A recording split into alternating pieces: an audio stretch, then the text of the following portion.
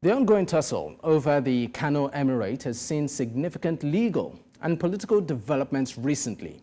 A federal high court in Kano nullified the reinstatement of Muhammadu Sanusi II as the Emir of Kano, citing violations of court orders by the state government.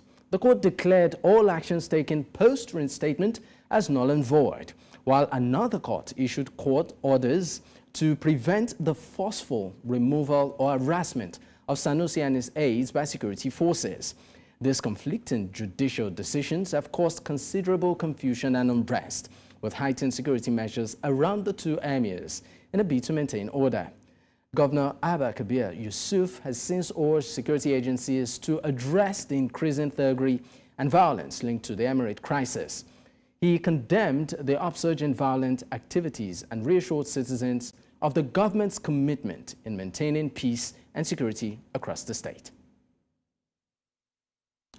Joining me on the program tonight is Sanusi Bature, is the DG Media, Kano State Government House, and also Ladipo Johnson, spokesperson for the New Nigerian People's Party. Gentlemen, thank you for joining me on the program. Thank you for having us. All right, yes, a lot is happening in Kano State, and maybe before we get into the the crux of the issues itself, let me start with you, Sanusi. Can you just sort of give us an overview of exactly what the situation right now is when it comes to this tussle? What's the update from the part of the government? Well, first of all, the issue of Emirate Council in Kano was meant to right the wrong of the previous administration of Ganduje, because traditional institutions are not meant to be politicized. His Excellency, during the campaign, decided to promise the good people of Kano State, on the basis of which they elected him as the governor, that he is going to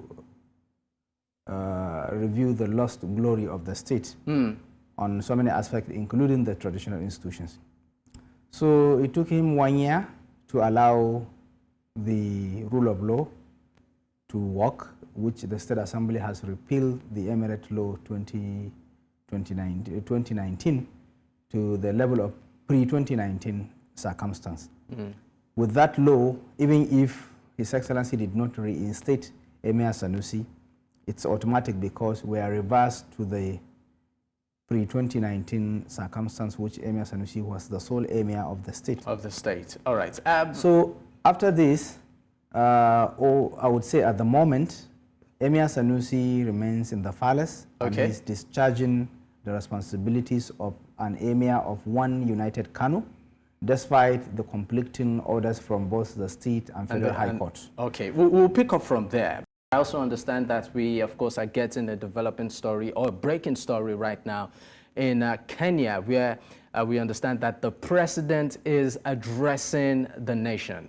Let's link up and we'll be right back. Criminals who reign protecting the people of Kenya against all forms of harm, I hereby put on notice the planners, financiers, orchestrators, and abettors of violence and anarchy, that the security infrastructure established to protect our republic and its sovereignty will be deployed to secure the country and restore normalcy. It is not in order or even conceivable that criminals pretending to be peaceful protesters can rain terror against the people, their elected representatives, and the institutions established under our Constitution, and expect to go scot-free. We must isolate crime from democratic expression and separate criminals from people exercising the freedom of expression and divergent opinion. I shall continue to lead a government that is fully committed to maintaining the integrity of our state, promoting the unity of our nation, and enhancing the peace and security of all citizens and their livelihoods. I am bound under sacred constitutional mandate to respect, uphold, and defend the Constitution of Kenya, which declares that all sovereign power belongs to the people, and that this power shall be exercised only in accordance with the Constitution. The government will therefore uphold its constitutional mandate to secure our nation and its development, and shall treat every threat to national security and the integrity of our state as an existential danger to our republic. Accordingly, I assure Kenyans that we shall provide a full, effective, and expeditious response to today's treasonous events. Thank you.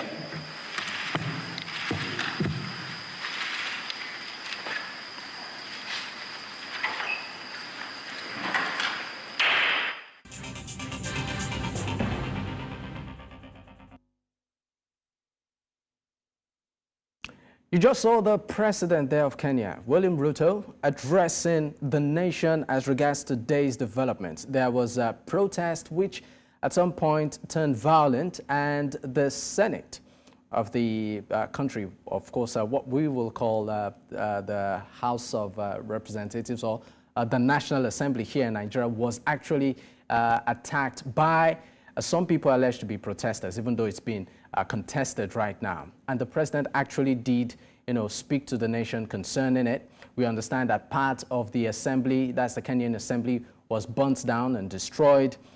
Some lawmakers actually had to be smuggled out of the chamber. I understand some reports even said through a tunnel, right?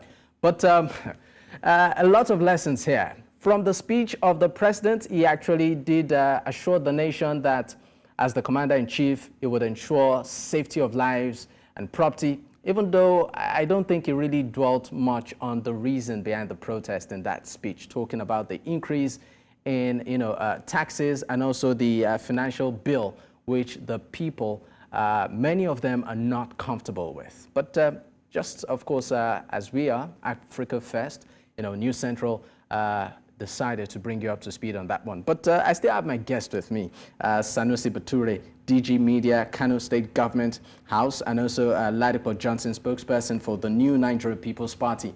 Gentlemen, just quickly before we come back home, I mean, you listened to that speech. Let me start with you, Ladipo. Are there takeaways? Well, the takeaways are that some people in Kenya have decided to adopt the January 6th method of attacking Congress in the United States. They did that in Kenya today, and I can. That is why I think the president is so.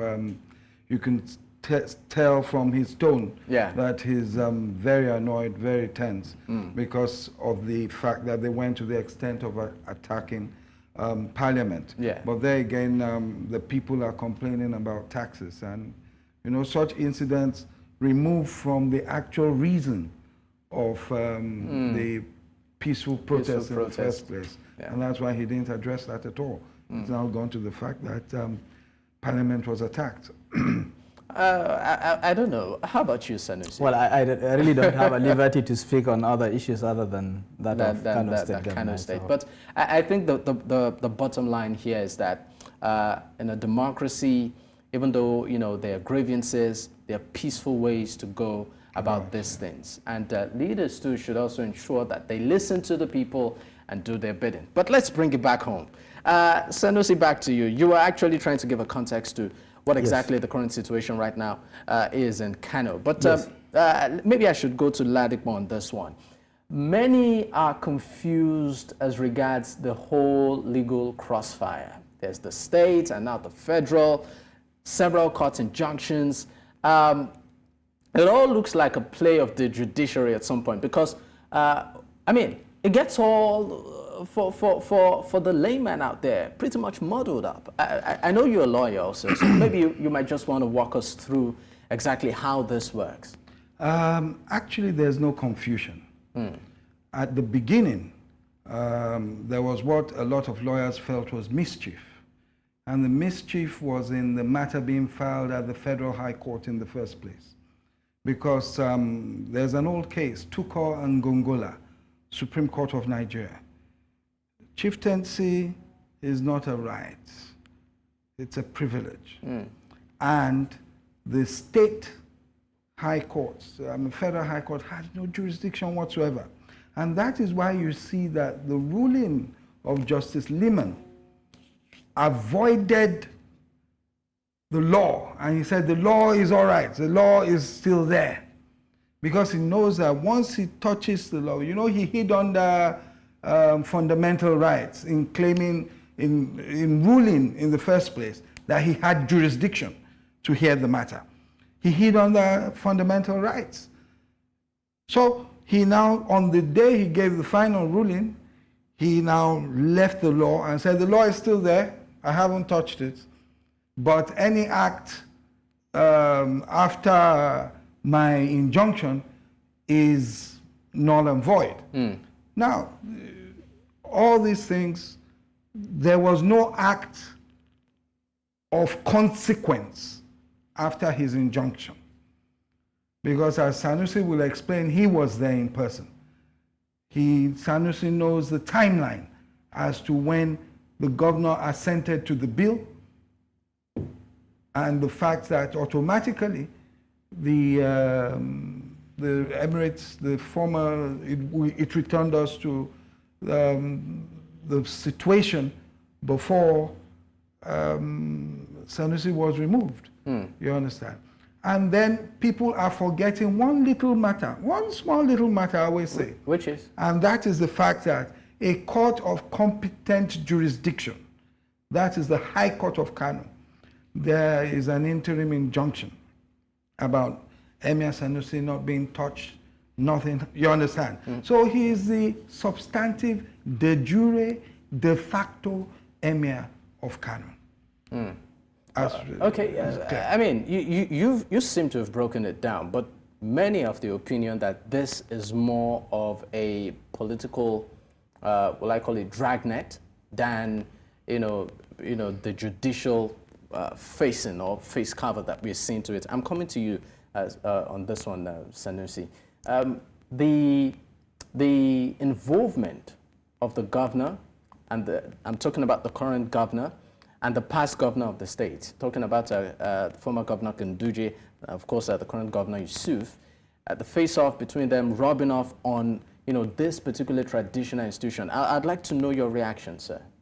Well, first of all, the review of the law and the reinstatement of Emir Sanusi was to actually maintain the status of the Emirate as an independent institution. Is it and then independent? take away, yes, and then take away the politicization in it. That's why we reverted the pre-2019 Emirate law, and then Emir Sanusi reinstated because he was politically victimized.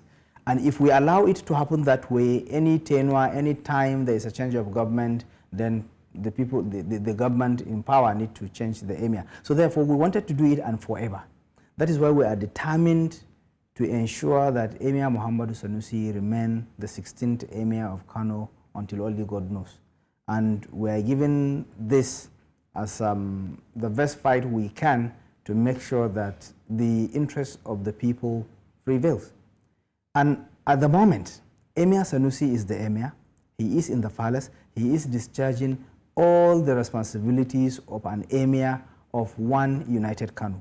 The former Emir, Aminu Bayero, that has been arguing or contending what is happening, he knows better than many people. Why? Because he was appointed after the dethronement of somebody. And that person was Emir Sanusi, and he resigned to pet. Emir Sanusi accepted the destiny at that time in 2020 when he was dethroned by the previous administration, and he lived his life out of Kano to ensure there is peace, there is tranquility in the state. Now, the court orders and completing orders and what have you, like Mr. Ladipo said, the issue of chieftaincy affairs is an issue that is supposed to be treated at the State High Court. And until tomorrow, if not Nigeria, if you didn't change the Nigerian constitution, the appointment and deposition of emirs is a sole responsibility of the executive governor. So therefore, you cannot change the decision of somebody who is constitutionally right to do that. And issue of the court order, it's good that I explain it. If you accept the validity of the law, because at that time there was no court order, the law was assented by the governor at exactly 5:10 p.m. on the 23rd of May 2024. And immediately after assenting the law, he also reinstated Emir Muhammadu Sanusi. And at that time, there was no any court order from anywhere, because they might not even be aware that he's assenting the law and reinstating Emir Sanusi at that time, before even somebody would go and file an order for interim injunction.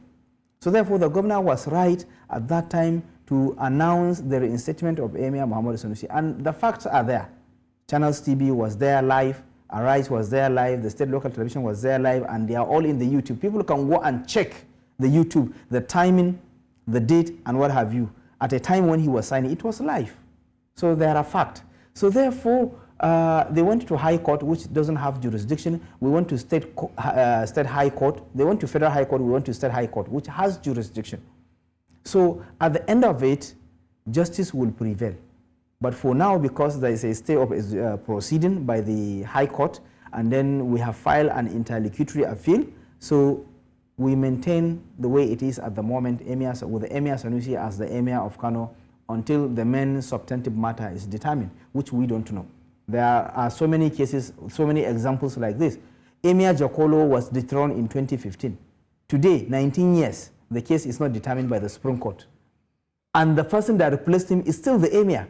So we don't know when this case is going to be determined, and we are happy Emir Sanusi is in the palace discharging the responsibility of an Emir, and no one can change it at the moment. Okay, I mean, you've of course elaborated on the judicial angle to it and all of that, but I'm still going to go back to the political aspect. Okay. And the reason is this. For those following the current administration, from the get-go, the current administration, that of Governor Yusuf, seemed to want to upturn quite a couple of things of the previous administration. We saw infrastructure, some will I call it, structures that were demolished, publicly upon, assuming office, and quite a number of initiatives within the state that the current administration is sort of upturning. And I mean, if you draw all that line and then now the traditional sit, are you trying to say that politics has nothing to do with all of this? Yeah, there's a difference between politics and leadership. Of course, politics produce leaders, but leaders need to deliver governance. So therefore, what is happening in Kano is like a forest ranger who took over mantle of leadership from a mad lion who scattered the forest. So who's the mad lion? So Ganduje has recklessly run the affairs of Kano for 8 years. And from day one, we have been watching him. Sometimes we take him to court to try to get orders so that he cannot, like the issue of allocation of public properties. His Excellency personally took it to the court, to the State High Court. The case has not been determined yet. And issue of taking loan from Chinese government to do a rail, we took it to court, we write petitions and what have you. So whatever Ganduje does, as opposition at that time, we were able to checkmate him. But unfortunately, because he was power drunk, he decided to do his things without any reflection of tomorrow. And now, His Excellency the Governor is in charge of the state. So he has the social responsibility to right the wrong of Ganduje. If you're talking about demolition, demolition is almost necessary at that time. In a state like Kano, with over taxpayers' money. In a state like Kano, with over 20 million people, somebody is carving out space for school. Within the school premises, is carving out space within the school premises to give it out to cronies, to create shops. A hospital was sold at 6 million naira, which is worth 6 billion naira, to a crony. You understand? Graveyards, mosques, and what have you. So the recovery of public property is very essential, because those places of demolition and those action against the recovery of public property were in the best interest of the good people of Kano, because they were public properties taken over by private individuals, which are not supposed to happen in the first place. Mr. Exactly. Bature, we need to go on a break, but we'll pick up from this point. I mean, you talked about graveyards also being sold. That's an interesting part. I mean, but we'll be right back. Please stay with us.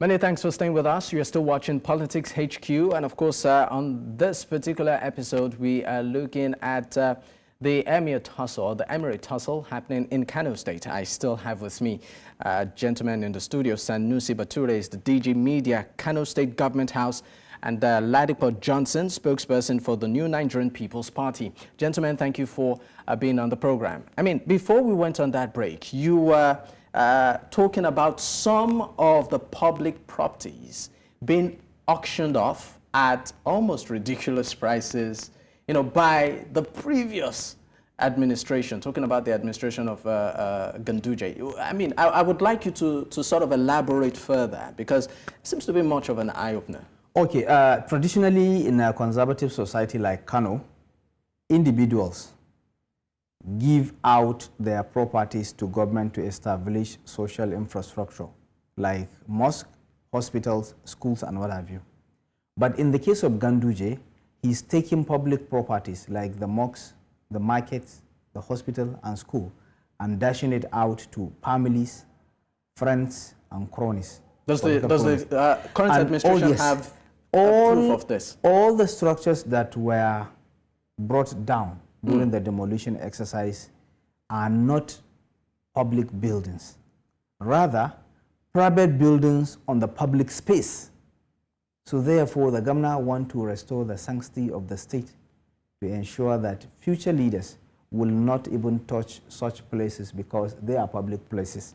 A state with over 20 million, if you have an emergency, all the including fields for sports and what have you are sold out to cronies or are given freely to cronies.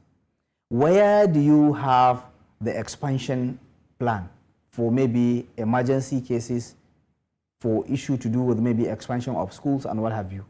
An existing polytechnic, half of it was sold out and it was given to a private individual to erect. When at the time when that polytechnic was lacking lecture halls. Primary schools between Block A and Block B, the little space in between that will be used for the children to have ventilation, was sold to private individual to erect shop. In a fiscal planning of every responsible state, there should be places of worship, there should be places of business, there should be places of other public infrastructure like schools, hospitals, and what have you. But in the case of Ganduje, within the last 8 years, there was no respect to the fiscal planning of the state, including the Eid ground, which has been there for over 200 years. He sold more than half of it, and he built, shops were erected everywhere. So as a governor, if you want to really maintain status of a mega city like Kano, you just have to ensure that the physical planning of that state is maintained. And at this very critical time when we are facing challenges of flood and what have you, you don't have an option other than to ensure that the structure of the state is maintained to the level that people will get to do their things without any fear of any emergency or any epidemic of such nature. Okay. So there was no public building that was demolished. They were private buildings on public spaces, and we want to restore that to public because it belongs to Kano State government and Kano State people. On this basis, His Excellency set up 2 commissions of inquiry. One is for the recovery of public properties and assets. I'm sure many people are aware of how Ganduje sold the governor's lodge in Lagos, some properties in Abuja, some in Kaduna, some in Kano, was billions of naira. And some of these properties were just allocated to family members of the same Ganduje. Family members? Yes, exactly. Ganduje is taken to court. And they are saying respect for court order and what have you. For over 2 months now, a notice was served to Ganduje to appear before a court on the issue of corruption, but he refused to appear. Who respects court order between us? Because whatever we do, we have to look at the legal implication of it. That is why His Excellency, when signing the assented law, reinstated Emir Sanusi at that particular time. And there was no any court order at that time. So it's just the politicians, the unpatriotic politicians behind the issue wanted to make Kano so miserable and create chaos so that they can do away with it. Okay. And these are people who were rejected by the good people of Kano in 2023 polls. So as government, we cannot just watch and see some people trying to create unnecessary crisis in the state. Okay, so I mean, you talked about the former governor, selling off some public, properties and all of that. Let me go to Ladipo on this one. I believe that there should be some sort of legal perspective to this, particularly talking about the fact that he's been dragged to court, but he's not been able, or he's not shown up for many of the proceedings and all of that. What is the government, or what's the party doing to ensure compliance in this? The first thing is, let me rephrase your question, sir. What is the party at the center? The Chief Security Officer of Nigeria, Mr. President. What is he doing about the fact that his national chairman has been asked to attend court to answer to issues? Yes, I'm guilty. Yes, no, I'm not guilty. Rule of law. How can you have a national party headed by such a person? Forget the video showing him collecting dollars. Forget that. They've come to serve you. They said, come and answer to these things. And you've disobeyed. And you are telling us that your government wants to bring a change, you want to invest in people to come and invest in Nigeria.